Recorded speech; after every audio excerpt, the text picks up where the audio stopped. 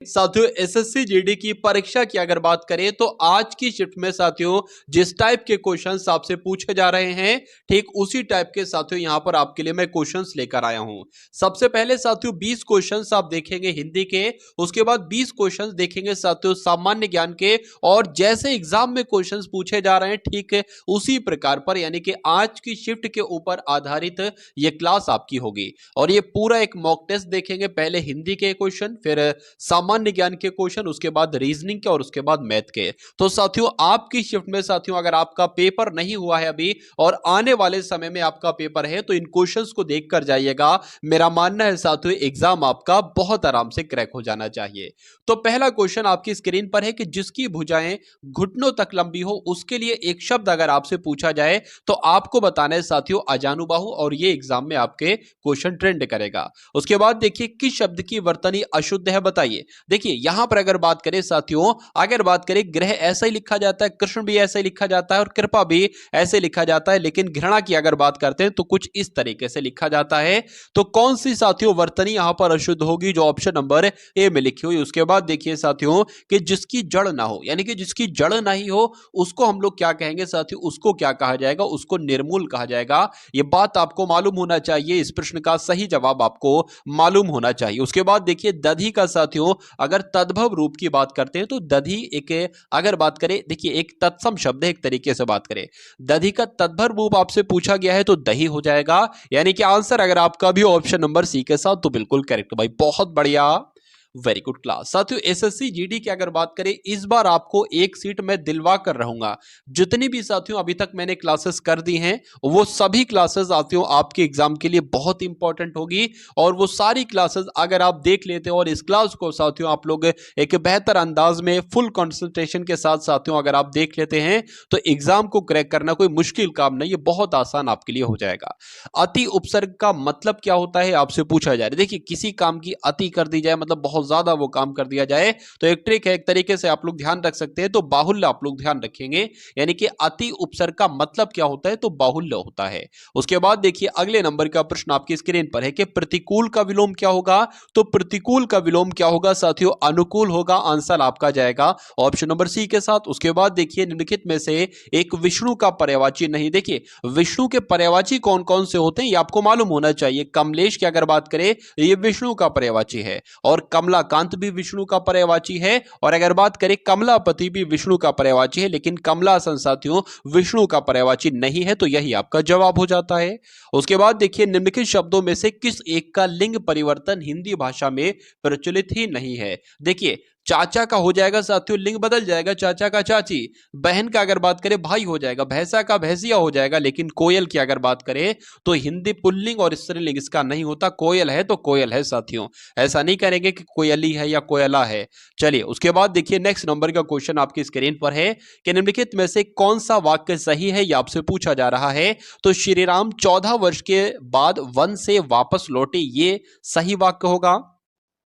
या श्रीराम 14 वर्ष के बाद वनवास से वापस लौटे, या श्रीराम 14 वर्ष बाद वन से वापस लौटे, या श्रीराम 14 वर्ष के बाद वन से लौटे, क्या आपका राइट आंसर होना चाहिए? यानी कि जो शुद्ध वाक्य लग रहा है बिल्कुल सही वाक्य आपका लग रहा है, ऑप्शन नंबर डी वाला लग रहा है। तो जिनका भी आंसर यहां पर डी है तो बिल्कुल करेक्ट है। उसके बाद देखिए जिसके पेट में मां ने रस्सी बांधी हो उसको क्या कहा जाता है? तो उसको साथियों दामोदर कहा जाता है। ये आपके एग्जाम में क्वेश्चन पूछा जा सकता है कि जिसके पेट में मां ने रस्सी बांधी हो उसे कहते हैं दामोदर। उसके बाद देखिए पैतृक शब्द में साथियों अगर प्रत्यय आपसे पूछा जाए तो आप क्या बताओगे? अब बहुत सारी की अगर यहां पर बात करें पैतृक की शब्द की अगर बात करें इसमें प्रत्यय क्या होगा साथियों? आप लोग ध्यान रखेंगे अक नहीं होगा, इसमें प्रत्यय इक होगा। तो आंसर की अगर बात करें आंसर आपका जाएगा ऑप्शन नंबर सी के साथ। उसके बाद देखिए निष्काम शब्द में उपसर्ग क्या होगा बताइए। देखिए निष्काम की उपसर्ग की बात करें ना तो निस जो है ना ये इसका उपसर्ग हो जाएगा, और नीचे जो हलंत लगा है वो हलंत भी लगेगा।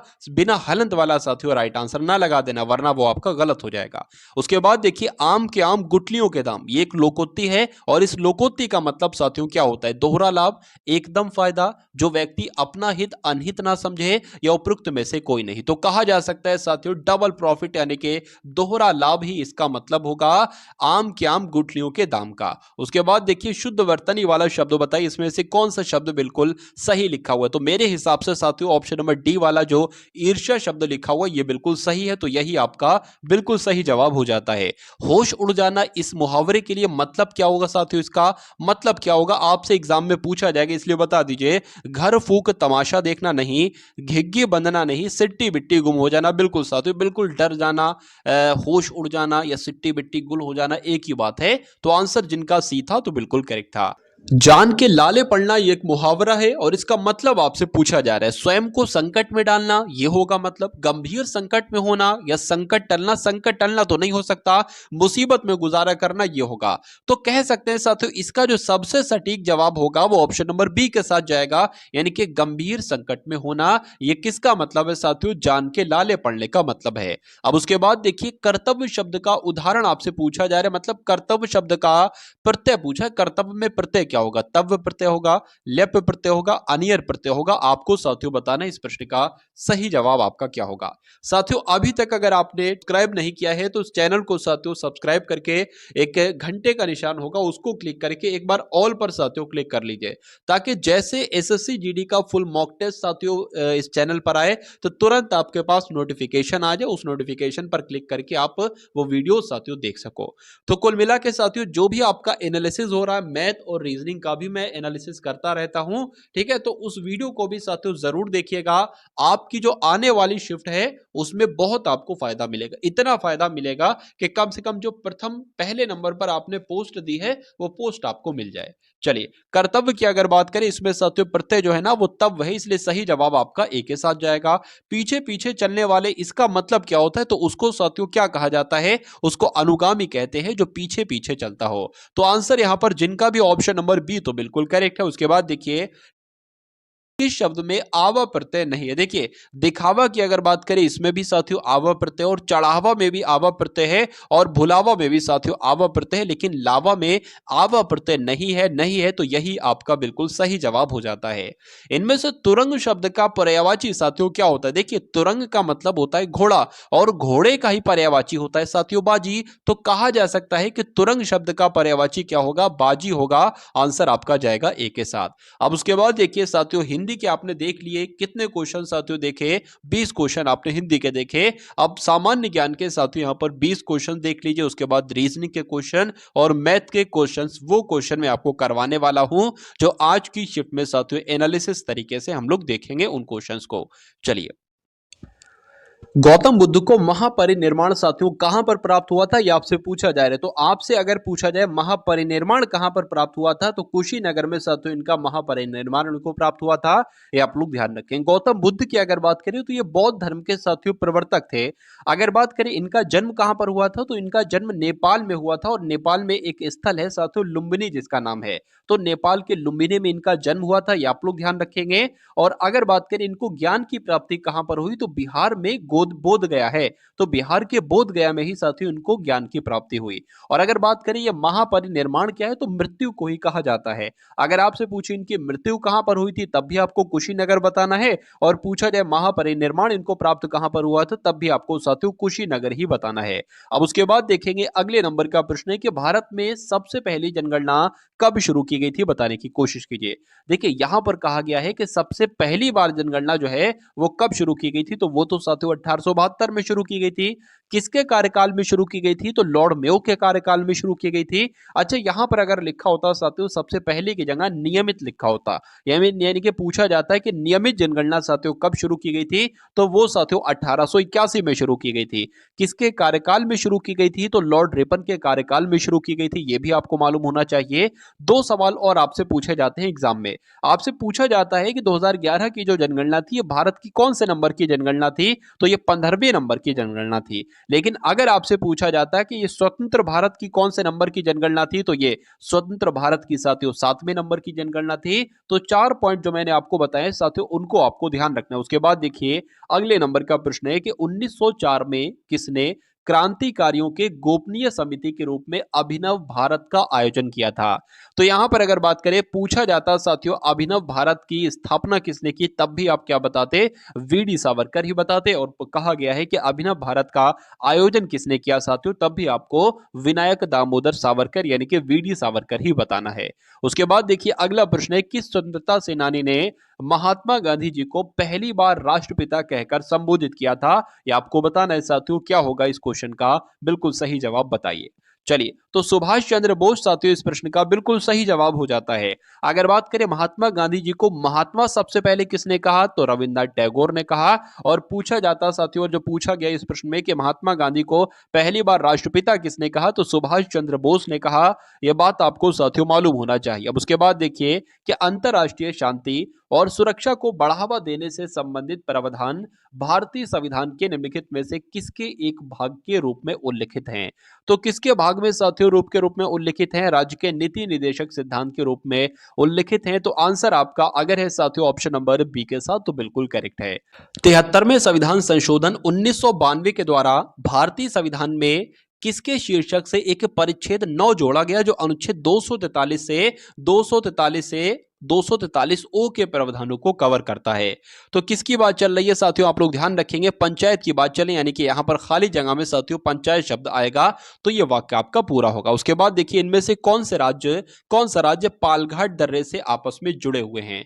तो कौन कौन से राज्य साथियों पालघाट दर्रे से आपस में जुड़े हुए हैं? तो केरल और तमिलनाडु, आप लोग ध्यान रखेंगे, या पालघाट दर्रे से जुड़े हुए। आंसर आपका जाएगा बी के साथ। उसके बाद देखिए काराकोरम पर्वत श्रृंखला में सबसे ऊंची चोटी कौन सी है, बताइए।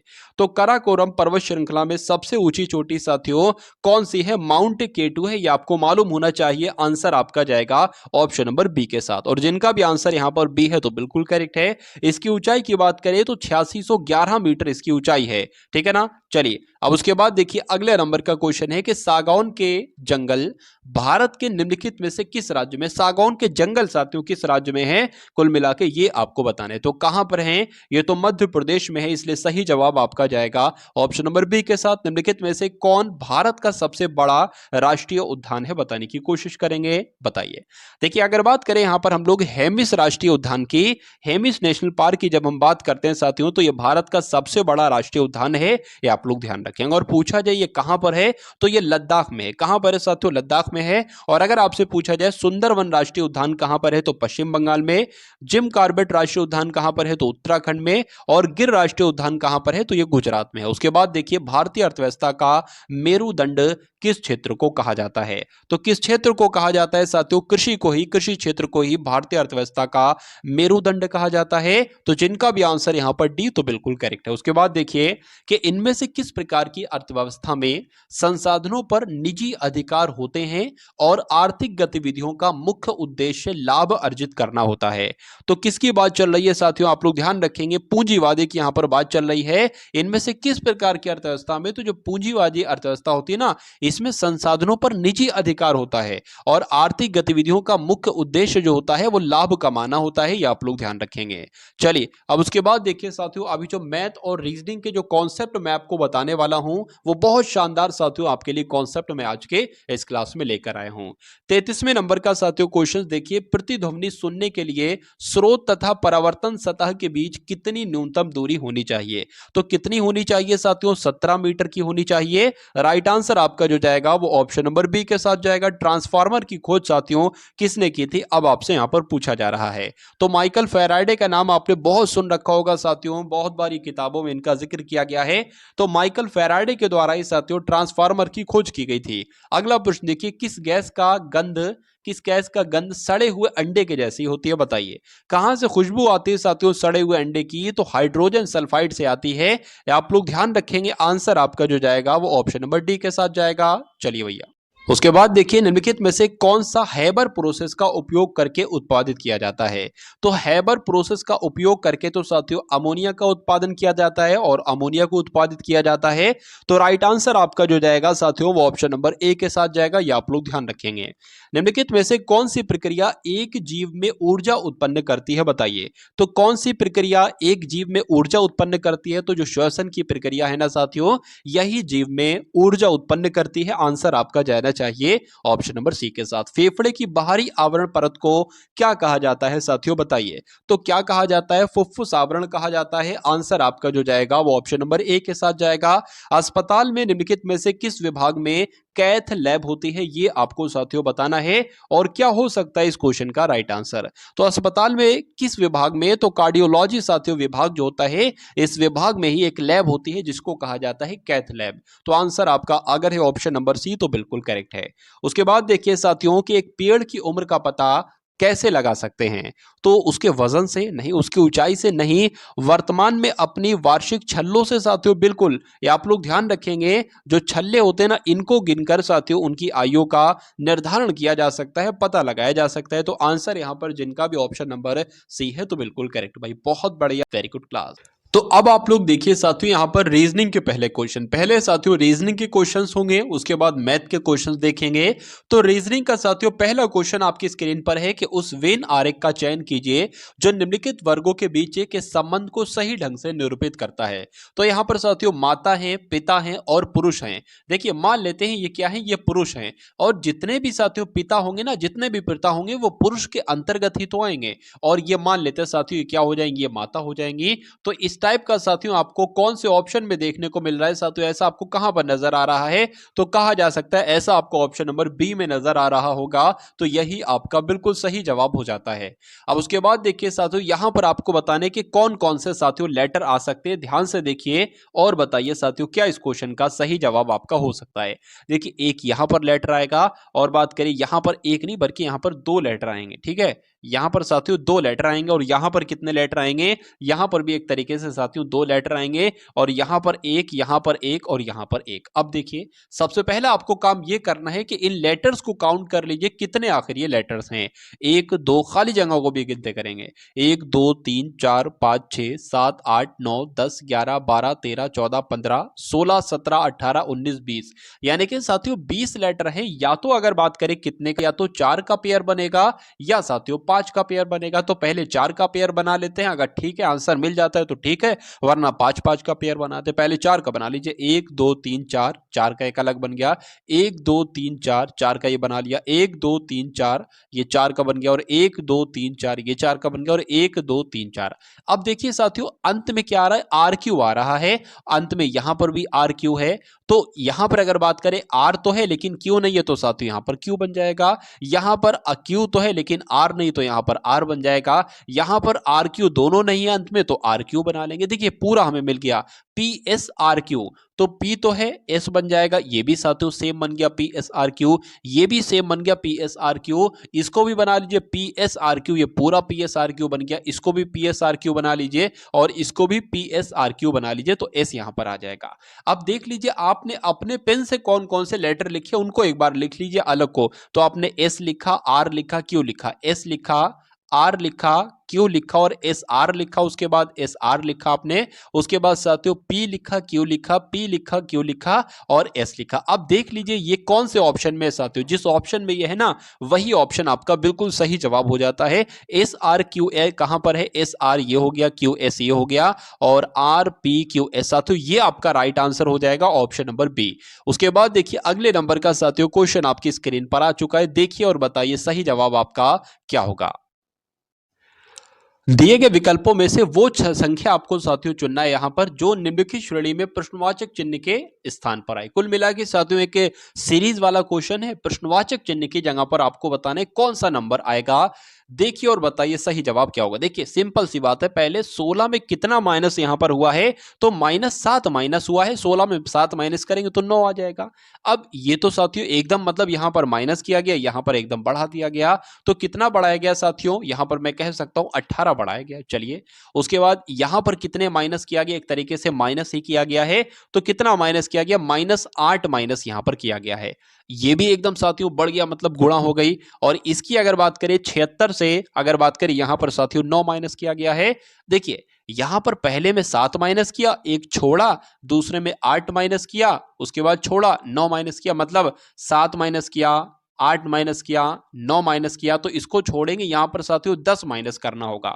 और जब यहां पर साथियों 10 माइनस करेंगे तो 335 में से 10 माइनस करने पर 325 आपका आंसर आ जाए। क्या 325 ऑप्शन में है कहीं पर? तो बिल्कुल साथियों ऑप्शन में है, लेकिन अभी हमें दुविधा है कि ये जो हम एक एक को छोड़कर कर रहे हैं कि ये सही होगा।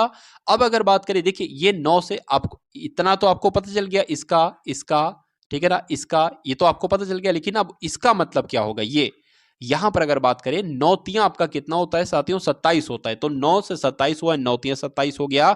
उसके बाद क्या साथियों, 19 तियां 27 होता है? तो नहीं साथियों, 19 चौक साथियों कितना होता है, ये 76 होता है। देख लीजिए, ठीक है। 19 चौक आपका मतलब इसकी गुणा 4 से हो जाएगी, ठीक है। और इसकी गुणा साथियों किससे हो जाएगी, 67 की अगर बात करते हैं तो 5 से आप गुणा कराओगे, 7 पंजे 35, 35 आ जाएगा, 35 का 5 आ जाएगा, 3 चला जाएगा, 6 पंजे 30 और 3 33 है।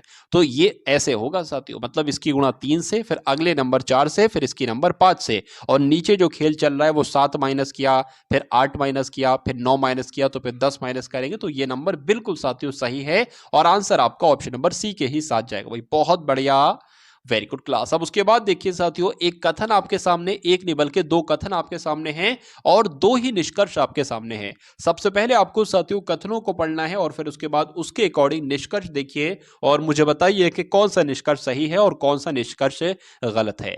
पहले कथन में लिखा हुआ है कि कुछ तारे ग्रह हैं, तो ये मान लीजिए साथियों क्या हो जाएंगे, ये तारे हो जाएंगे।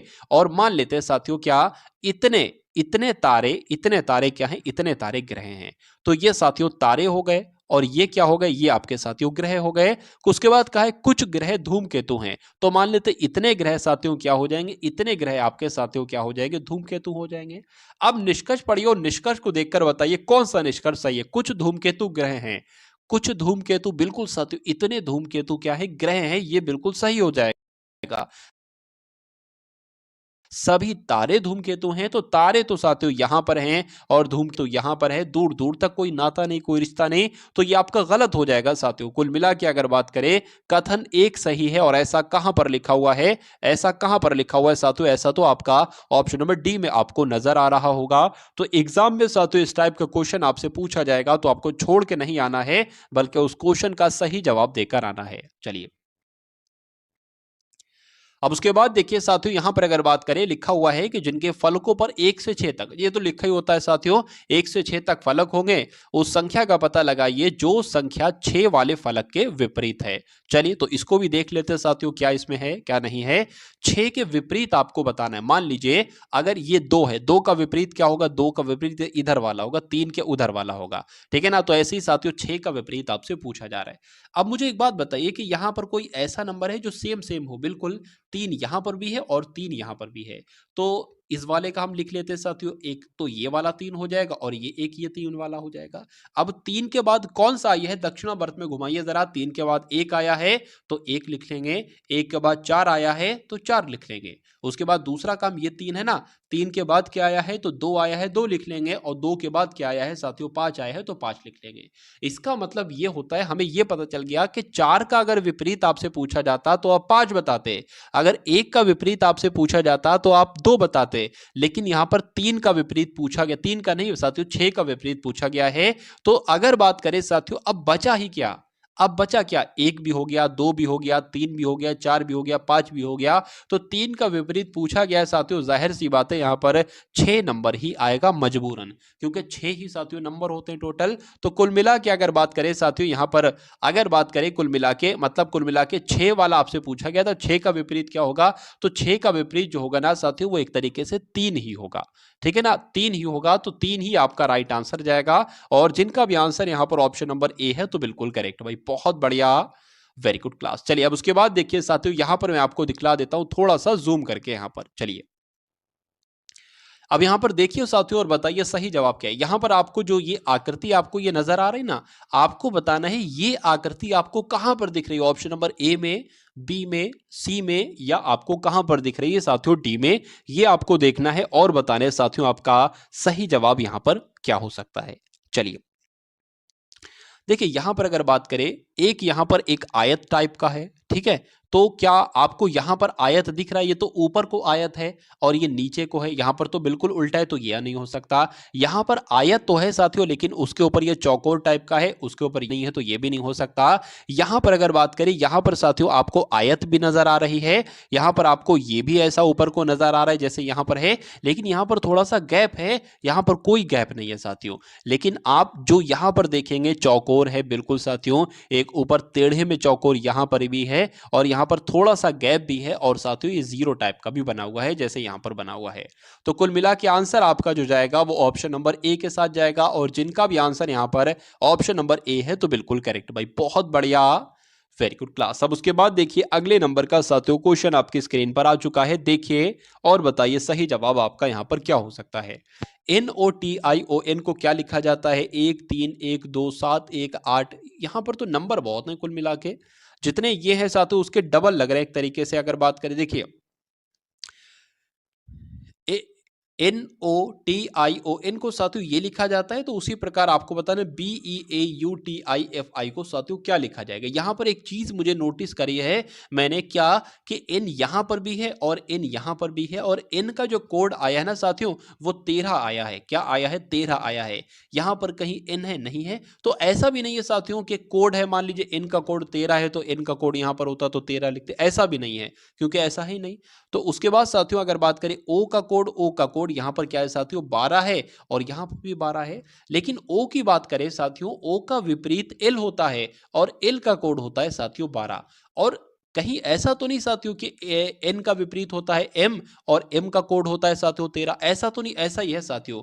T का विपरीत की अगर बात करें साथियों G होता है और G का यहां पर लिखा हुआ एक तरीके से लेटर पोजीशन 7 होती है। तो समझ में आ गया साथियों अब क्या है। देखिए B की जगह पे क्या लिखेंगे? B का विपरीत क्या होता है? Y होता है, और Y होता है साथियों 25 नंबर पर। तो 25 कहां पर लिख रहा है आपको? एक तो ये दिख रहा है, ये दिख रहा है, ये दिख रहा है, ये दिख रहा है। उसके बाद अगर बात करें Y का विपरीत क्या होता है? Y का विपरीत साथियों B होता है, तो 2 होना चाहिए। अब 2 यहां पर है, यहां पर है, या तो साथियों ये आंसर होगा या आपका ये आंसर होगा। ठीक है, चलिए उसके बाद अगर बात करें E का विपरीत क्या होता है? ठीक है, आपका LOVE आपने पढ़ा होगा ना, तो V हो जाएगा। V हो जाएगा। V किस पर आता है साथियों? 22 पर आता है, तो 22 यहां पर आ जाएगा। 22 साथियों सिर्फ यहां पर है ना, यहां पर है, और ये तो आंसर ही नहीं हो सकता। तो कुल मिला के आपका आंसर जो जाएगा वो ऑप्शन नंबर ए के साथ जाएगा। सारा आपको चेक नहीं करना है। क्यों सारा आप सारा चेक करके टाइम वेस्ट करोगे? सारा चेक करोगे तब भी आंसर यही होगा, और छोटा सा चेक किया है तब भी आंसर यही होगा। एग्जाम में आपको साथियों बिल्कुल ऐसी गलती नहीं करना है, क्योंकि टाइम बहुत कम होता है साथियों आपके एग्जाम में। चलिए अब उसके बाद देखिए साथियों अगले नंबर का क्वेश्चन आपकी स्क्रीन पर आ चुका है, देखिए और बताइए सही जवाब आपका क्या हो सकता है। देखिए 6 मित्र हैं ABCDEF, एक सीधी क्षैतिज पंक्ति में उत्तर की ओर मुंह करके बैठे हैं। चलिए तो साथियों एक पंक्ति यहां पर है, यहां पर कुल मिला के 6 लोग बैठे हैं। 1 2 3 4 5 6, 6 लोग यहां पर बैठे हैं। कहा गया है कि उत्तर की तरफ मुंह है, इनका सबका मुंह ऊपर की तरफ है। बैठे हैं। F और C के बीच में कौन बैठा है साथियों? B बैठा है। ठीक है, तो F और C के बीच में हम बैठा लेते हैं साथियों, F और C के बीच में, F और C के बीच में साथियों B आपका बैठ जाएगा। उसके बाद लिखा हुआ है कि E जो है ना, E ये C के दाईं ओर तीसरे स्थान पर है। तो C कहां पर है? C यहां पर है, और C का दायां किधर होगा साथियों? इधर को होगा। तो तीसरे स्थान पर मतलब 1 2 3, तो यहां पर साथियों E आ जाएगा। ठीक है, उसके बाद क्या लिखा हुआ है? D जो है ना, D ये E के बाईं ओर ठीक बगल में बैठा है। E किधर? E ये है। E का बायां किधर होगा? ये होगा। तो D साथियों यहां पर बैठा है। उसके बाद कहा गया कि B के दाईं ओर दूसरे स्थान पर कौन बैठा है? B के दायां ये होगा, ये होगा। तो बताना है आपको कि यहां पर कौन बैठा है। देखिए अगर बात करें यहां पर ए की सिर्फ कमी है, ए से एफ तक है ना, तो ए से एफ तक सब है, सिर्फ ए की कमी है, तो ए साथियों यहां पर होना चाहिए। कुल मिला के आपका भी आंसर जाएगा जहां पर ऑप्शन नंबर ए लिखा होगा, यानी कि ए लिखा होगा जो कि ऑप्शन नंबर बी में लिखा हुआ है। उसके बाद देखिए अगले नंबर का साथियों क्वेश्चन आपकी स्क्रीन पर है कि जटिल का सरल से वही संबंध है जो संकुचन का है। देखिए जटिल की अगर बात करें ना, तो जटिल का विलोम होता है साथियों सरल, जटिल का विलोम होता है सरल। और जब हम बात करते हैं साथियों संकुचन का विलोम क्या होता है, तो संकुचन के विलोम की अगर बात करें, संकुचन का विलोम साथियों प्रसार होता है। तो आंसर यहां पर अगर है आपका ऑप्शन नंबर बी, तो बिल्कुल करेक्ट भाई, बहुत बढ़िया, वेरी गुड क्लास। इस क्वेश्चन को देखिए साथियों, और इस क्वेश्चन का सही जवाब आपका क्या हो सकता है बताने की कोशिश कीजिए। देखिए लेटर पोजीशन की अगर बात करें तो के का अगर बात करें साथियों एल आया है, आई का यहाँ पर जेड आया है, ऐसा कुछ हो रहा है, तो लेटर पोजीशनिंग साथियों करा लीजिए। के की बात करें साथियों, के आपका 11 पर आता है, आई 9 पर आता है, एल साथियों आपका 12 पर आता है, ओ आपका 15 पर आता है। तो यहाँ पर मैं 12 लिख देता हूँ, यहाँ पर साथियों 12 पर आता है, ओ आपका 15 पर आता है, जी 7 पर, और आर 18 पर, ए 1 पर, और और M साथियों 13 पर आता है। अगर उसके बाद साथियों यहाँ पर अगर बात करें तो L आपका फिर 12 पर आता है, Z 26 पर आता है। अब मैं इसकी करा रहा हूँ। Q साथियों 17 पर आता है और F 6 पर आता है और N 14 पर आता है, K 11 पर, H 8 पर और J आपका 10 पर आता है। यहां पर अगर बात करें साथियों कैसे क्या हो रहा है, देखिए यहां पर है ना, ये आपका 11 है और 11 से ये 10 हो गया, यहां पर 9 है और यहां से 8 हो गया है, यहां पर 12 है साथियों और ये 11 हो गया है और यहां पर क्या है, यहां पर 15 है तो यहां पर 14 हो रहा है। तो इस टाइप से साथियों हो रहा है, मतलब इसमें आपको एक घटाना, इसमें एक घटाना, इसमें एक घटाना है। तो मैं कह सकता हूं कि 1 2 3 4 5 6 7 8, 8 हैं साथियों। कितने हैं? 8 हैं। तो 8 डैश हम लोग खींच लेते हैं यहां पर, 1 2 3 4 5 6 7 8। अब ए में से अगर एक घटाएंगे ना साथियों तो कितना आएगा, तो Z आएगा, तो यहां पर Z आएगा। अब ऑप्शन में से देखिए कहां पर Z है साथियों, तो ऑप्शन नंबर डी में Z है, तो यही आपका राइट आंसर है।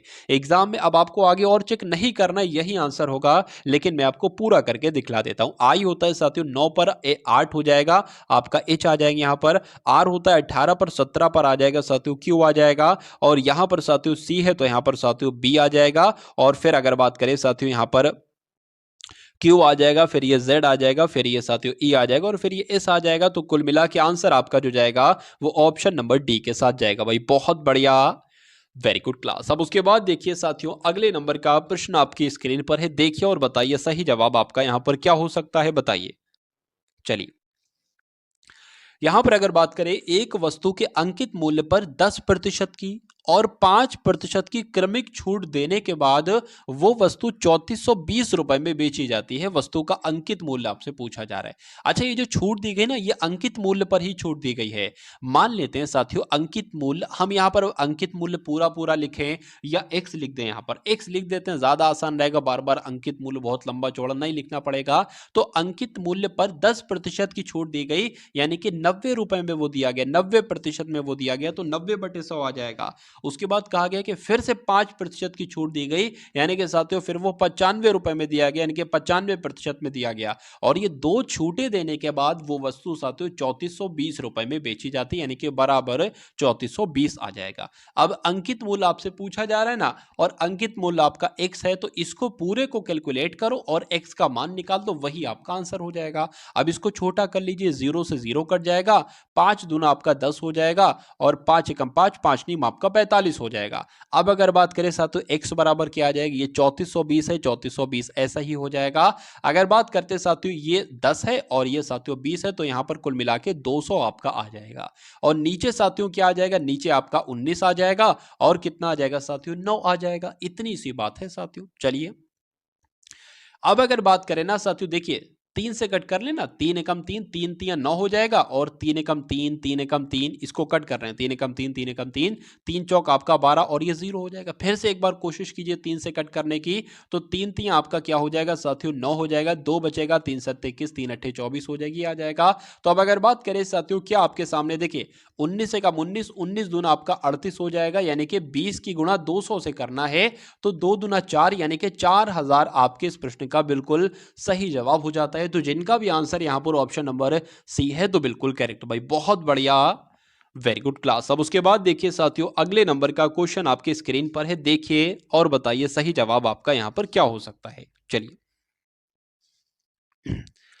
बढ़िया क्वेश्चन है साथियों, देखिए और बताइए सही जवाब आपका क्या होगा। कहा जा रहा है कि एक वस्तु को 170 रुपए में बेचा जाता है, बेचने पर एक व्यक्ति को 15% की हानि होती है। कभी भी साथियों ऐसा कहे कि हमने किसी वस्तु को 200 में बेचा तो 10% की हानि हुई, तो 10% की हानि का मतलब साथियों ये हुआ कि उसको 90% में आपने बेचा और कितने रुपए में बेचा, 200 रुपए में बेचा। कहा जाए 200 रुपए में बेचने पर 10% की हानि हुई, यानी कि 90% बराबर क्या हो जाएगा, 200 हो जाएगा। तो अब हमें 100% की वैल्यू निकालना होगी। कैसे निकालेंगे, 200 गुणा में 100 लगा देंगे और बटे में साथियों 90 आ जाएगा। तो इसको कैलकुलेट करोगे हमें 100% की वैल्यू मिल जाएगी, यानी कि वो मूल्य हमें मिल जाएगा जिस पर बेचने पर ना हमें प्रॉफिट हो ना हमें लाभ हो।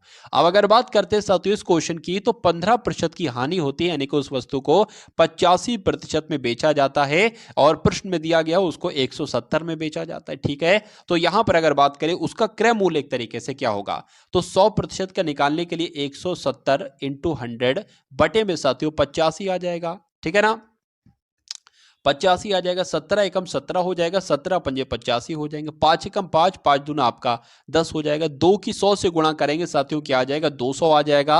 यानी कि कहा जा सकता है कि उस वस्तु का कॉस्ट प्राइस क्या होगा 200 होगा, यानी कि क्रय मूल्य साथियों क्या होगा 200 होगा। अब उसके बाद की लाइन पढ़िए कि यदि वह 206 रुपए पॉइंट 40 में बेची जाती है तो उसे कितने रुपए का प्रॉफिट होता है। देखिए 200 में खरीदी गई और 6 और कितने में साथियों एक्स्ट्रा में 6 इतने रुपए का तो लाभ हुआ, 6 रुपए 40 पैसे का लाभ हुआ एक तरीके से कह सकते हैं। लेकिन इसको प्रतिशत में आपको बदलना है, ये आपसे कहा जा रहा है। तो इसको प्रतिशत में बदलेंगे साथियों, गुणा 100 लगाएंगे और गुणा 100 लगाएंगे, भाग देंगे क्रय मूल्य से नीचे जो आपका 200 है। 2 नंबर के बाद पॉइंट लगाए, पॉइंट गायब करेंगे, नीचे साथियों 2 जीरो बढ़ जाएगा। अब इससे ये आपका कट जाएगा। अब ऊपर आपका आ जाएगा 640, नीचे आपका साथियों आ जाएगा 200। इस जीरो से ये जीरो कट जाएगा। यहां पर अगर बात करेंगे 2 से कट करेंगे 32 आ जाएगी, यहां पर आपका 10 आ जाएगा। इस जीरो को हटाएंगे और यहां पर पॉइंट लगाएंगे, यानी कि अगर बात करते हैं साथियों 3.2% का प्रॉफिट होगा। और ऐसा कहां पर लिखा हुआ है साथियों, ऑप्शन नंबर डी में लिखा हुआ है। तो यही आपका बिल्कुल सही जवाब हो जाता भाई, बहुत बढ़िया, वेरी गुड क्लास। अब उसके बाद देखिए साथियों अगले नंबर का क्वेश्चन आपकी स्क्रीन पर आ चुका है। क्रमशः 6 सेंटीमीटर, 8 सेंटीमीटर और 10 सेंटीमीटर भुजाओं वाले 3 ठोस धात्विक घन हैं। मान लेते हैं साथियों एक तरीके से घन है ये, एक घन ये हो गया, एक घन ये हो गया, एक घन ये हो गया। मान लीजिए कहा गया है साथियों, क्या कहा गया है कि इनकी भुजाओं के बारे में साथियों बताया गया है कि अगर मान लीजिए इसकी 6 भुजा है, इसकी 8 भुजा है, इसकी 10 भुजा है, तो ये 3 ठोस धात्विक घनों को अगर इन तीनों को कुल मिला के पिघलाया जाता है, ये कहा गया है कि अगर पिघलाया जाता है तो उसके बाद एक नया ठोस, मतलब इन तीनों को पिघलाकर एक नया घन मान लीजिए बनाया जाता है। तो नए घन की भुजा की माप साथियों कितनी होगी। देखिए अगर बात करें इन तीनों का, अगर इसको पिघलाकर ये बनाया जाता है तो इसका आयतन क्या, इसका आयतन और इसका आयतन साथियों बराबर होगा, ये बात आपको ध्यान रखना है। अब साथियों बढ़ते हैं हम लोग इस सवाल के जवाब की तरफ। क्या होगा देखिए, मान लेते हैं साथियों पहले वाले का जो घन है ना उसकी भुजा कितनी है 6 है, तो मान लेते हैं a बराबर 6 है। दूसरे वाले की कितनी है साथियों, मान लेते हैं a2 बराबर साथियों 8 है, और a3 की अगर बात करें तो कितनी है साथियों 10 है। अब यहां पर एक बड़ा वाला भी है, एक बड़ा वाला भी है साथियों, उसको मान लेते हैं जो इन तीनों को बनाकर बनाया जाता है ना, उसको मान लेते हैं साथियों इतना है। तो उसकी इसकी घन की भुजा, मतलब इसकी भुजा ही आपको एक तरीके से चाहिए है, ठीक है ना। तो चलिए हम लोग देख लेते हैं साथियों, यहां पर अगर बात करें इस ए वाले की भुजा हमको चाहिए है।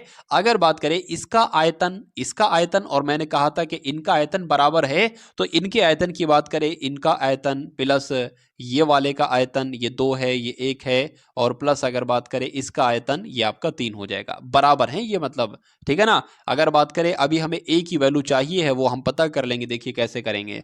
ए की बात करें, ए कितना है 6 है, तो 6 का क्यूब कितना हो जाएगा साथियों 216 हो जाएगा। ए क्यूब कितना है, यानी कि 8 का क्यूब साथियों कितना हो जाएगा आपको मालूम होना चाहिए 512 हो जाएगा। और ए3 कितना है 10 है, तो 10 का क्यूब कितना हो जाएगा साथियों 1000 हो जाएगा। तो इनको अगर साथियों जोड़ेंगे तो 1512 कितना हो जाएगा 1512 हो जाएगा। और 216 अगर साथियों उसमें जोड़ते हैं तो ये 8, ये 2, ये 7, ये 1 आ जाएगा, यानी कि ए क्यूब कितना आएगा साथियों 1728 आएगा। और अगर बात करें ए क्यूब 1728 का मतलब है कि ये किसी संख्या का घन होगा, तो ये 12 का साथियों घन होता है। किसका घन होता है 12 का घन होता है। तो ए बराबर कितना आ जाएगा साथियों 12 आ जाएगा। तो 12 आपका बिल्कुल सही जवाब हो जाएगा, जो कि आपका ऑप्शन नंबर सी में भाई, बहुत बढ़िया, वेरी गुड क्लास। 75 भाग 30 ऑफ 5/7, यहां पर साथियों कुछ मिसिंग है, वो मैं आपको बता देता हूं क्या यहां पर मिसिंग। देखिए 75 जैसे लिखा, 75 भाग यहां पर 30 ही आएगा, 75 भाग 30 और -3 बटे यहां पर 4 है, और उसके बाद ऑफ है, फिर ये सब है। अब अगर साथियों सबसे पहले अगर बात करें, सबसे पहले जो ब्रैकेट के अंदर है इसको आप लोग सॉल्व कर लीजिए, तो 3 3 9 हो जाएगा, और 9 और 1 साथियों कितना हो जाएगा, 9 और 1 आपका 10 हो जाएगा, इनके 10/3 आ जाएगा।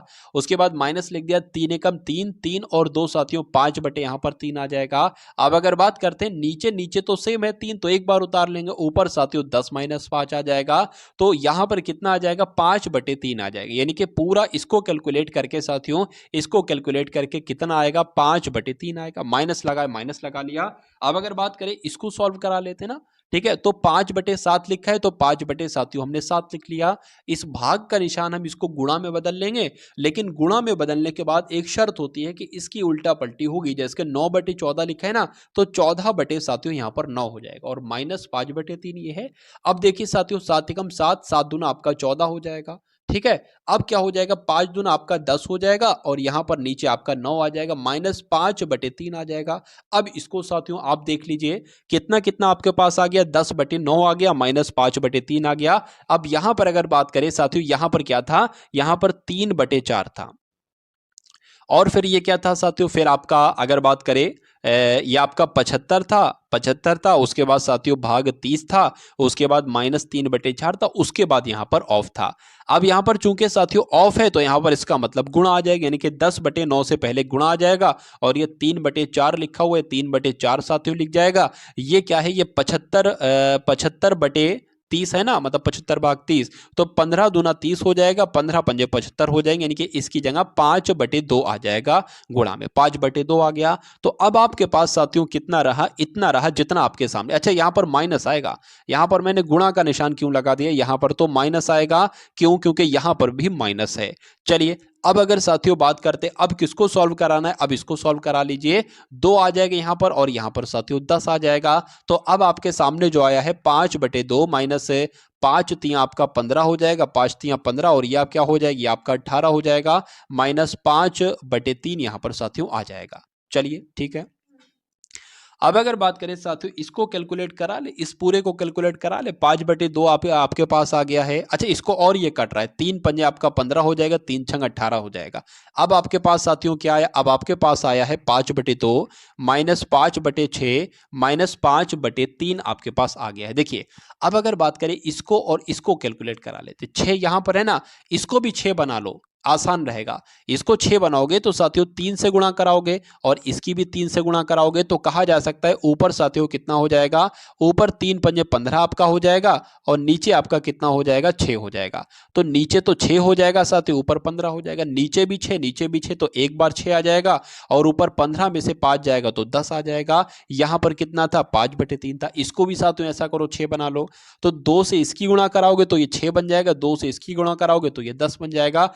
नीचे भी 6, इधर भी 6, इधर भी 6 हो जाएगा और 10 में से 10 जाएगा तो साथियों 0 बचेगा। तो आंसर आपका क्या जाएगा, 0/6 जाएगा। और जब ऐसा होता है कि 0 के बटे में कोई नंबर होता है तो वहां पर आंसर आपका 0 ही होता है। तो 0 ऑप्शन में है, बिल्कुल है साथियों, ऑप्शन नंबर बी में है, तो यही आपका बिल्कुल सही जवाब हो जाता है।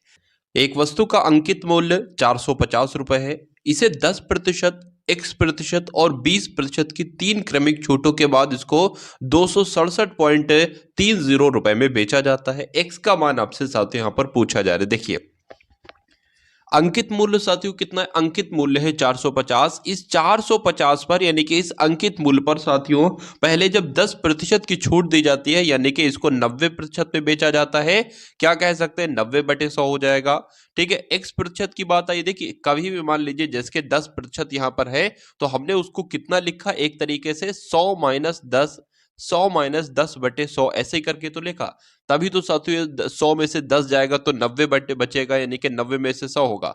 20 होता तो हम क्या लिखते साथियों, यहाँ पर 100 - 20 लिखते, 20 लिखते। लेकिन ये संख्या हमें पता है तो हमने यहाँ पर घटा दिया। लेकिन अगर ये संख्या साथियों हमें पता ना होती तो हम क्या करते, तो हम 100 - x कर देते। अब जैसे कि ये यहाँ पर X% है तो यहाँ पर हमें क्या करना पड़ेगा साथियों, 100 - x/100 करना पड़ेगा। उसके बाद देखिए एक और साथियों छूट दी जाती है 20% की, यानी कि तो कितना हो जाता है, 80/100 हो जाता है। तो अब इन छूटों को देने के बाद वो जो वस्तु बेची जाती है वो साथियों कितने रुपए में बेची जाती है, 267.30 रुपए में बेची जाती है। तो 267.30 रुपए में बेची जाती है। एक्स का मान आपसे पूछा जा रहा है, यानी कि ये जो एक्स है ना, एक्स, इसका मान साथियों आपसे पूछा जा रहा है कितने प्रतिशत की उसको छूट दी गई। चलिए, तो यहां पर अगर बात करें, देखिए x का मान आपको इस पूरे को कैलकुलेट कराना है और x का मान आपको निकालना है। इसकी अगर बात करें तो 20 चौक आपका 80 हो जाएगा, 20 पंजे आपका साथियों 100 हो जाएगा। इसकी अगर कट करें, इस जीरो से ये जीरो कट जाएगा, इस जीरो से साथियों ये जीरो आपका कट जाएगा। ठीक है, चलिए अब अगर बात करें, देखिए नीचे आपका 100 है, ठीक है, और नीचे आपका 5 है। अगर इस 5 को भी कट कर दे और 5 नीम 45 कर दे तो कोई दिक्कत नहीं। अब बहुत ध्यान से देखिएगा साथियों, अब बहुत ध्यान से देखिएगा, ये 100 माइनस एक्स है ना, 100 माइनस एक्स यहाँ पर हमने लिख लिया, 100 माइनस एक्स बराबर ये क्या लिखा है 267, ये भी साथियों हमने लिख लिया, 0.30 भी लिख लिया। अब नीचे कौन कौन सी संख्या है, नीचे साथियों सिर्फ 100 है तो ये 100 लगेगा इसमें नीचे। और अगर बात करें जो ऊपर वाला होगा ना वो भाग में आ जाएगा इसके, तो ऊपर क्या-क्या है 9 है और ये 90 है, यानी कि 9 90 है तो ये आपका 81 हो जाएगा, ठीक है? और साथियों कितना है, और आपका 4 है तो ये आपका 4 हो जाएगा।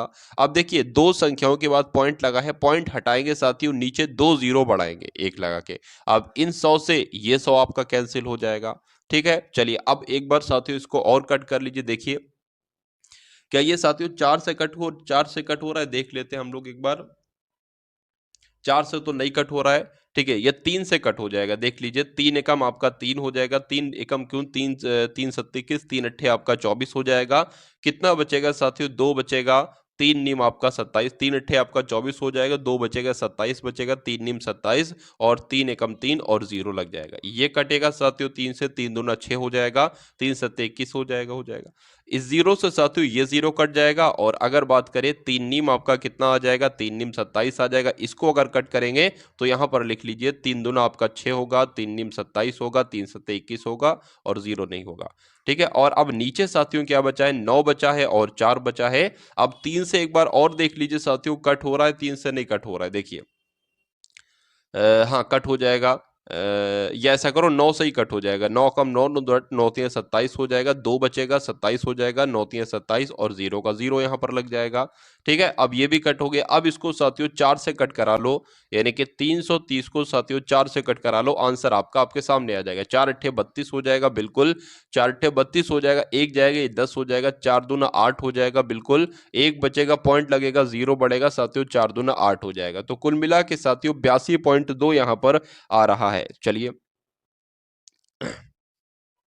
अच्छा यहाँ पर एक बात है, देखिए 4 अट्ठे 32 होगा ना, 4 अट्ठे 32 हो गया, ठीक है? उसके बाद 4 अट्ठे 32 में से साथियों जब 1 बचेगा तो ये 10 हो जाएगा, 4 दूना आपका 8 हो जाएगा, 8 हो जाएगा तो साथियों यहाँ पर 1 नहीं, यहाँ पर 2 बचेगा, और पॉइंट लगाएंगे, 0 बढ़ाएंगे, 4 पंजे आपका कितना हो जाएगा, 4 पंजे आपका 20 हो जाएगा, तो इतना कुल मिला के यहाँ पर आता है। अब देखिए, अब यहाँ पर कहा गया है कि x का मान ज्ञात कीजिए, तो x का मान ज्ञात कीजिए साथियों। x का मान कैसे हम ज्ञात कर पाएंगे, x का मान हम कैसे ज्ञात कर पाएंगे, 100 माइनस एक्स यहाँ पर साथियों हमने लिखा था, बिल्कुल लिखा था 100 माइनस एक्स, तो x की वैल्यू क्या आई है साथियों, 82.5 आई है। तो जब 100 में से 82.5 घटाओगे तो 17.5% बचेगा, यानी कि साथियों यहाँ पर जो बट्टा आपका लग रहा था वो 17.5% का लग रहा था, और यही आपका बिल्कुल सही जवाब हो जाता। भाई बहुत बढ़िया, वेरी गुड क्लास। अब उसके बाद देखिए कि एक निश्चित धनराशि, कोई निश्चित धनराशि है, कोई राशि है, वो साधारण ब्याज पर 2 वर्षों में कितनी हो जाती है साथियों, 8,640 हो जाती है, और 3 वर्षों में कितनी हो जाती है, देखिए 2 वर्षों में तो साथियों इतनी हो जाती है, और 3 वर्षों में 9,720 हो जाती है। धनराशि में धनराशि और वार्षिक ब्याज दर कितनी होगी, यानी कि आपसे धनराशि भी पूछी जा रही है, पूछा जा रहा है कि मूलधन कितना होगा, और पूछी जा रही है साथियों आर, यानी कि पूछा जा रहा है कि दर कितना होगा। तो ये 2 चीजें आपको यहाँ पर बताना है, कौन कौन सी, एक तो धनराशि की अगर बात करें, धनराशि मैं आपको बता दूंगा कैलकुलेट करके, एक सेकंड, तो मैं आपको धनराशि बता दूंगा साथियों, और मैं आपको दर बता दूंगा। चलिए यहां पर दर हो गई और धनराशि हो गई। अब यहां पर बहुत ध्यान से साथियों देखिएगा, देखिए यहां पर कहा गया है कि एक निश्चित धनराशि साधारण ब्याज पर 2 वर्षों में 8640 हो जाती है, और 3 वर्षों में कितनी हो जाती है, 9720 हो जाती है। तो मैं कह सकता हूं साथियों 1 वर्ष का साधारण ब्याज कितना निकलेगा, इन दोनों को अगर साथियों माइनस कराओगे तो मैं कह सकता हूं 0 में से 0 जाएगा, 0 बचेगा, और अगर बात करें साथियों ये 12 में से 4 जाएगा, कितना बचेगा, 8 बचेगा, और यहाँ पर साथियों 0 आ जाएगा, और यहाँ पर 10 आ जाएगा, यानी कि कह सकते हैं कि 1 वर्ष का जो साधारण ब्याज प्राप्त होता है वो 1080 प्राप्त होता है, ठीक है? अब यहां पर साथियों देखिए 2 वर्ष का साधारण ब्याज है, 2 वर्ष का साधारण ब्याज है तो इसकी जरा 2 से गुणा कराओ। मैं ये देखना चाहता हूं कि 2 वर्ष का साधारण ब्याज है कितना आखिर। तो 2 वर्ष की अगर इससे गुणा करा लेंगे तो ये साथियों 2160 हो जाएगा। तो मैं कह सकता हूं इसमें 2 वर्ष का साधारण ब्याज भी ऐड है। मतलब ये जो संख्या है ना, इसमें मूलधन तो है, इसमें 2 वर्ष का साधारण ब्याज भी ऐड है क्योंकि लिखा हुआ है, और 2 वर्ष का साधारण ब्याज हमने निकाल लिया है। तो हम जब इसमें से 2 वर्ष का साधारण ब्याज घटा देंगे तो ये मूलधन ही तो निकल आएगी, यानी कि पहले प्रश्न का हमें जवाब मिल जाएगा। तो 8640 में से साथियों 2160 घटाएंगे जो कि 2 वर्ष का साधारण ब्याज है, तो हमें कितना मिल जाएगा, हमें हमें यहाँ पर मिल जाएगा साथियों कितना, हमें यहाँ पर मिल जाएगी धनराशि मिल जाएगी कुल मिला के। तो 6480 रुपए कहाँ पर लिखा हुआ है, 6480 रुपए, एक तो 6480 रुपए ये लिखा हुआ है, एक साथियों ये लिखा हुआ है। या तो option number A right answer होगा या आपका डी राइट आंसर होगा। लेकिन अब हम साथियों निकाल लेते हैं क्या, अब हम साथियों एक बार दर भी निकाल लेते हैं। 6480 रुपए आपका मूलधन हो गया। अच्छा, दर निकालने की अगर बात करते हैं तो दर बराबर क्या होता है, दर बराबर होता है SI इंटू 100 बटे P इंटू टी।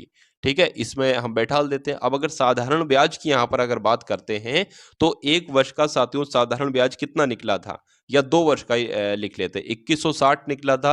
2160 हो गया गुणा 100 हो गया, और मूलधन कितना है 6480 है। ठीक है, 6480 हो गया, और कितने समय के लिए, 2 समय के लिए, 2 वर्ष के लिए। अब इसको अगर कट करने पर आए साथियों तो ये कैसे कट होगा, यहां पर मैं आपको बता देता हूं। देखिए इस जीरो से आपका ये जीरो कैंसिल हो जाएगा, 2 एकम 2 हो जाएगा, और इसको अगर कट करेंगे 2 एकम 2 0, 2 अट्ठे 16 हो जाएगा। ठीक है, इतना कट हो गया। अब अगर बात करें इसको यहां पर लिख लीजिए 10800, और यहां पर कितना आ जाएगा 648 आ जाएगी। इतना अब साथियों बचा है कुल मिला के, और कुछ नहीं है। चलिए 2 ही से कट कर लेते हैं, 2 3 6, 2 दूना 4, 2 चौक 8 हो जाएगा, 2 पंजे 10, 4 आ जाएगा, 00 आ जाएगा। फिर से 2 से कट करें, 2 एकम 2, 2 छंग 12, 2 दूना 4 हो जाएगा। यहाँ पर साथियों आपका 2 दूना 4, 2 सत्ते 14, ये आ जाएगा। 2 से कट करेंगे, 2 अट्ठे 16, 2 एकम 2 आ जाएगा। इसको कट करेंगे साथियों, 2 एकम 2, 2 3 6 आपका आ जाएगा, 2 पंजे 10, 1350 आ जाएगा। 3 से अगर कट करें ना तो 3 3 चौक 12 आ जाएगा, 3 पंजे 15 आ जाएगा। अगर इसको कट करेंगे 3 एकम 3, सॉरी 3 दूना 6 आ जाएगा, और यहाँ पर 2 चला जाएगा, 3 सत्ते आपका 21 आ जाएगा। ठीक है, अब 9 पंजे की अगर बात करें, 9 पंजे आपका 45 हो जाएगा, 9 कम 9, 9 दो 18, 9 3 27 हो जाएगा। तो कुल मिला के 50/3 आपको यहाँ पर मिल रहा है। तो आर कितनी निकल रही है साथियों, आपकी 50/3 निकल रही है। तो इसको कैसे कैलकुलेट करेंगे, तो साथियों 3 आ जाएगा, 3 एकम 3 हो जाएगा, कितना बचेगा 2 बचेगा, 20 हो जाएगा, 3 छंग 18 हो जाएगा, कितना बचेगा 2 बचेगा। तो आर भी साथियों निकल गई। आर कितनी आती है साथियों, 16 सही 2/3 आती है। तो 16 सही 2/3 कहां पर लिखी हुई है, ऑप्शन नंबर डी में लिखी हुई। तो यही आपका बिल्कुल सही जवाब हो जाएगा, और मूलधन तो हमने पहले ही निकाल लिया था। तो जिनका भी आंसर यहां पर डी है तो बिल्कुल करेक्ट है। उसके बाद देखिए साथियों अगले नंबर का क्वेश्चन आपकी स्क्रीन पर है, देखिए और बताइए सही जवाब आपका क्या होगा। देखिए ए और बी की आय का अनुपात कितना है, उनकी आय, अगर ए की आय साथियों 4 है तो बी की आय कितनी है, 5 है, ऐसा कह रहे हैं। और उनके व्यय का अनुपात कितना है, 2:3 है। मतलब अगर कमाते 4 हैं तो खर्च 2 करते हैं, कमाते 5 है तो खर्च 3 करते हैं। यदि ए और बी क्रमशः 7200 रुपए और 6000 रुपए की बचत करते हैं, यानी कि इतने इतने रुपए बचाते भी हैं, तो ए की आय आपसे पूछा जा रहा है, यानी कि 4x का मान एक तरीके से पूछा जा रहा है। देखिए ए और बी की आय का अनुपात कितना दे रखा है, 4:5 दे रखा है। मान लेते हैं ए की आय साथियों 4x हो जाएगी और बी की आय कितनी हो जाएगी, 5x हो जाएगी। उसमें यह भी दिया है साथियों कि ए जो बचत करता है वो 7200 रुपए की बचत करता है। ठीक है, 7200 रुपए की बचत करता है। अब इंसान मान लीजिए साथियों, अब उसकी आय कितनी है, उसकी आय साथियों 4x है। अब इस 4x में से साथियों अगर वो कितना बचाएगा, 7200 रुपए बचाएगा, तो आगे क्या आएगा साथियों, आगे क्या आएगा, 7200 में यहां पर लिख देता हूं। अब एक व्यक्ति अपनी आय में से साथियों अपना क्या निकालेगा, अपनी बचत अगर वो निकालता है तो उसके सामने क्या आएगा, उसके सामने एक तरीके से व्यय आएगा, यानी कि उसने कितना खर्चा किया। आपकी आय मान लीजिए साथियों 10 है, आपने उसमें से 2 रुपए बचत किए, तो ये क्या निकलेगा, ये साथियों खर्च ही तो निकलेगा, यानी कि 8 रुपए आपने खर्च कर लिए। अब उसी प्रकार अगर बात करते हैं, देखिए और यहाँ पर जो व्यय है ना, व्यय का भी अनुपात दे रखा है। व्यय का अनुपात कितना है कि ए का 2 है और बी का कितना 3 है। तो यहाँ पर फिर से मैं लिख लेता हूं, मान लीजिए इसकी ए की आय में से साथियों उसकी बचत को जब माइनस करते हैं तो कितना आता है साथियों, उसका व्यय का अनुपात आ जाता है जो कि 2 है। ठीक है, अब उसी प्रकार अगर बात करें साथियों बी की आय कितनी है, 5x है, इसमें से ये बचत कितनी करता है, 6,000 रुपए है, तो साथियों इसका भी अनुपात आ जाएगा व्यय का, तो 3 है। तो ये अब इसको साथियों आपको सॉल्व करना है बस, और कुछ नहीं आपको करना है। 4 आपका साथियों 12x हो जाएगा, 12x हो गया। 72 की 3 से साथियों कराओगे 216 आ जाएगा, 216 डबल जीरो लग जाएगा, बराबर 5 दूना 10x आ जाएगा, और 6 दूना साथियों 12, और 6 दूना साथियों 12 आ जाएगा यहाँ पर। चलिए, तो ये आपका 12,000 हो गया। अब देखिए यहाँ पर 12x है और ये 10x है, उधर है बराबर के, इधर आएगा माइनस का हो जाएगा, तो 2x बचेगा। अब 2x बराबर साथियों कितना हो जाएगा, 2x बराबर आपका 216 में से, अब अगर मैं यहाँ पर लिखूं तो 216 डबल जीरो में से कितना घट जाएगा साथियों, 12,000 घट जाएगा। ठीक है ना, तो 216 में से जरा 120 साथियों घटा लो, 216 में से 120 घटाओगे क्या बचेगा, 6, और यहाँ पर साथियों 9 बचेगा, 96 बचेगा कुल मिला के। ठीक है, यानी कि 9600 बचेगा। तो अब आप साथियों यहाँ पर देख पा रहे होंगे कि 2x बराबर कितना है, 2x बराबर 9600 है, तो x बराबर कितना होगा, दो की भाग कर दो, पता चल जाएगा, 2 चौक 8 हो जाएगा, 2 अट्ठे 16 हो जाएगा, यानी कि 4800 हो जाएगा। यानी कि x का मान साथियों कितना आ गया साथियों, 4800 आ गया। अब देखिए, अब a की आय कितनी थी साथियों, 4x थी। ठीक है ना, तो x बराबर 4800 है, तो 4x की वैल्यू क्या होगी साथियों, 4800 की 4 से गुणा करा लो, 4 अट्ठे 32, 2 जीरो लगा दो, 4 अट्ठे 32 हो जाएगा, 4 चौक 16 और 3 साथियों 19 हो जाएगा। तो 19,200 साथियों ये ए की आय निकल आएगी। बी की भी आय निकाल लेंगे, एक्स की वैल्यू 4800 है और बी की आय कितनी है, 5x है, तो 5 की गुणा 4800 से करा लो, बी की आय निकल जाएगी। तो इस टाइप से साथियों आपको समझना है। चलिए, सीमा आयु में रीमा से 8 वर्ष छोटी है साथियों, क्या लिखा है, बहुत ध्यान से देखना, और बहुत अच्छा क्वेश्चन है, ये आपके एग्जाम में आएगा कि सीमा रीमा से 8 वर्ष, यानी कि कुल मिला के साथियों 2 लड़कियां हैं, एक है सीमा, क्या, एक है सीमा साथियों, और एक कौन है, एक है रीमा। चलिए, सीमा और रीमा 2 लड़कियां हैं। रीमा यानी कि सीमा जो है वो रीमा से 8 वर्ष छोटी है। ठीक है, तो अगर साथियों हम मान लेते हैं रीमा की उम्र कितनी, रीमा की उम्र अगर x है तो सीमा की उम्र कितनी हो जाएगी साथियों, x-8 हो जाएगी, क्योंकि साफ साफ कहा गया है कि सीमा जो है ना, सीमा ये 8 वर्ष छोटी है, तो जब इसमें से इसकी आयु में से 8 को माइनस करेंगे तभी तो आएगी। तो कुल मिला के अब आपको सीमा की भी आयु पता चल गई, रीमा की भी आयु पता चल गई। उसके बाद कहा गया है कि अगर 4 वर्ष पहले कहेगा तो इसमें से 4 माइनस करेंगे, इसमें से भी 4 माइनस करेंगे। 4 वर्ष पहले उनकी आयु का अनुपात कितना था, 1:2 था। तो हम लिख लेते हैं साथियों, यहां पर देखिए x-8, ये तो आपका हो जाएगा वर्तमान आयु। 4 वर्ष पहले की बात की है तो 4 माइनस कर देंगे, इसमें से भी साथियों 4 माइनस कर देंगे। ठीक है, और इन 4 वर्ष पहले की अगर बात करें, उनका अनुपात कितना था, 1:2 था, यानी कि अगर सीमा 1 साल की थी तो रीमा 2 साल की थी। इतनी बात आपको समझ में आ गई होगी। अब देखिए साथियों यहाँ पर, अब साथियों यहाँ पर अगर बात करते हैं, ये 8 भी माइनस का है और 4 भी माइनस का है, तो 8 और 4 जुड़ जाएगा, कितना हो जाएगा साथियों, 12 हो जाएगा, लेकिन माइनस ही आएगा। उसके बाद x-4 है तो x-4 ही हो जाएगा, 1/2 है, 1/2 हो जाएगा। अब इसको कैलकुलेट करा लीजिए, 2 की x से गुणा होगी साथियों तो 2x हो जाएगा, 12 दूना 24 हो जाएगा। अगर बात करें x आ जाएगा, माइनस कितना आ जाएगा, 4 आ जाएगा। अब यहां पर देखिए 2x लिखा हुआ है, ये उधर वाला x इधर आएगा तो 2x माइनस x हो जाएगा, यानी कि x ही बचेगा सिर्फ। और जब साथियों यहाँ पर x बचेगा तो उसके बाद क्या हो जाएगा, उसके बाद यहाँ पर 24 हो जाएगा और माइनस का 4 हो जाएगा। तो कुल मिला के x बराबर जो आपके सामने आएगा वो कितना आएगा साथियों, वो 20 आएगा, यानी कि x बराबर 20 अब आपको मान मालूम पड़ गया। अब यहाँ पर क्या कहा जा रहा है, अब से 6 वर्ष बाद सीमा की आयु क्या होगी। देखिए, सीमा की उम्र वर्तमान समय की पहले निकालिए, तो x-8 और x की वैल्यू है 20, यानी कि 20-8 कितना हो जाएगा, 12 हो जाएगा। तो 12 तो अभी वर्तमान समय की आयु है। 6 वर्ष बाद की उम्र पूछ रहा है ना, तो 6 वर्ष इसमें जोड़ दीजिए, कितना आ जाएगा साथियों, 18 आ जाएगा। तो आपका आंसर किस ऑप्शन के साथ जाएगा, 18 के साथ ही जाएगा। अगर आपसे ये पूछता रीमा की वर्तमान आयु कितनी है तो 20 है, 6 वर्ष बाद की पूछता तो 26 वर्ष आप बता देते। तो कुल मिला के जिनका भी आंसर यहां पर ऑप्शन नंबर बी है तो बिल्कुल करेक्ट है। उसके बाद देखिए साथियों, अगले नंबर का क्वेश्चन आपकी स्क्रीन पर आ चुका है, देखिए और बताइए सही जवाब क्या है। चलिए, तो 6+3 लिखा हुआ है, 6+3 ऑफ 7 यहाँ पर साथियों 7 - 5 है, ब्रैकेट बंद है, भाग लिखा हुआ 2 ऑफ 11 लिखा है, इसका मान आपसे पूछा जा रहा है। देखिए 6+3 लिखा है तो 6+3 आ जाएगा और ऑफ का मतलब साथियों गुणा होता है तो 7 - 5 आ जाएगा। अब यहाँ पर इसको सबसे पहले आपको सॉल्व करना है और भाग हो तब भी नहीं, सबसे पहले इसको साथियों सॉल्व करना है। उसके बाद ब्रैकेट बंद हो जाएगा, ब्रैकेट बंद हो गया, भाग का निशान आ गया साथियों, बिल्कुल भाग का निशान आ गया और यहाँ पर अगर बात करें 2 गुणा 11 है ना, तो कितना आ जाएगा 22 आ जाएगा, ठीक है। अब 6 प्लस यहाँ पर साथियों 3 सत्ते 21 हो जाएगा और माइनस यहाँ पर 5 हो जाएगा, तो 21 6 कितना हो जाएगा 27 हो जाएगा और 27 में से साथियों 5 जाएगा तो कितना बचेगा 22 बचेगा। अब 22 भाग 22 है, तो जब 22 की भाग करोगे साथियों 22 से तो कितना बचेगा, एकम 1 एकम 1, तो 1 आपका साथियों बिल्कुल सही जवाब हो जाता है।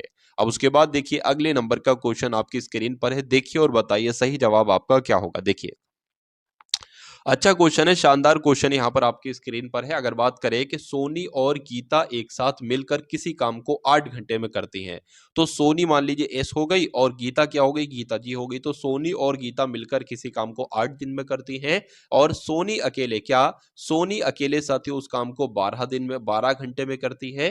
गीता अकेले अगर उस कार को करे, गीता अकेले अगर उस कार को करे तो कितने घंटे में समाप्त करेगी, आपसे पूछा जा रहा है। तो साथियों उसके बाद सेकंड स्टेप आपको करना होता है, यहाँ पर एक ऐसा नंबर लेना होता है जो कि 8 के पहाड़े में भी आए और 12 के पहाड़े में भी आए और कितनी बार में आएगा, 8 तिया 24 तो 3 यहाँ लिख लोगे, 12 दूना 24 तो यहाँ लिख लोगे। तो अब आपको कुल मिला के ये पता चल गया कि एस और जी 1 घंटे में कितना काम करते हैं, 1 घंटे में 3 काम करते हैं। आपको ये पता चल गया कि एस 1 घंटे में कितना काम करता है साथियों, 2 काम करता है। तो मैं कह सकता हूं साथियों, देखिए एस अगर 1 घंटे में, यहाँ पर मैंने आपको बताया कि 2 काम करता है, तो जाहिर सी बात है जी 1 घंटे में 1 काम करेगा, क्योंकि ये जब दोनों मिलकर ही तो 3 काम कर रहे हैं ना, इसलिए। तो टोटल काम क्या है, टोटल काम साथियों 24 है और जब टोटल काम 24 है और जी की अगर बात करें 1 घंटे में 1 काम कर रहा है, तो ये 24 काम को कितने घंटे में निपटाएगा, 24 घंटे में निपटाएगा। तो आपसे यही पूछा गया था कि उस गीता अकेले उस काम को कितने घंटे में करेगी, तो 24 घंटे में करेगी। तो 24 कहां पर लिखा हुआ है साथियों, ऑप्शन नंबर डी में लिखा हुआ है। तो यही